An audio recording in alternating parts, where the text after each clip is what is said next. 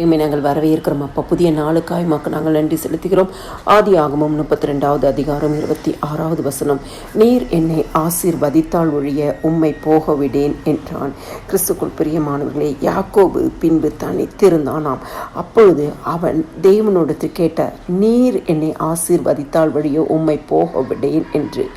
இன்னைக்கு உங்களுடைய வாழ்க்கையில் எத்தனையோ ஆசீர்வாதங்களுக்காக தேவ சமூகத்தில் காத்திருக்கிறீங்க. எத்தனையோ விண்ணப்பங்கள், எத்தனையோ ஏக்கங்கள், எத்தனையோ பாரங்கள், எத்தனையோ ஜெபங்களுக்கு இன்னும் பதில் வரவில்லையே என்று சொல்லி அங்கலாய்க்கிற காரியங்கள் ஆண்டவருடைய சமூகத்தில் இந்த காலை வேளை வசனத்தை கேட்குற நீங்கள் ஆண்டவராகிய இயேசு கிறிஸ்துவை பார்த்து சொல்லுங்க, நீர் என்னை ஆசீர்வதித்தால் வழிய உம்மை போக விடேன் ஏசப்பா.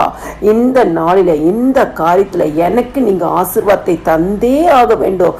இயேசுவின் நாமத்தினால் நாங்கள் வந்திருக்கிறோம். இயேசுவின் நாமத்தினால் எங்களுக்கு அற்புதம் நடக்கட்டும். இயேசுவின் நாமத்தினால இன்னைக்கு இந்த விஷயத்தில் எங்களை ஆசீர்வதித்தே ஆகணும்னு சொல்லி இன்னைக்கு யாக்கோபை போல நீங்கள் போராடி ஜெபித்து பாருங்க.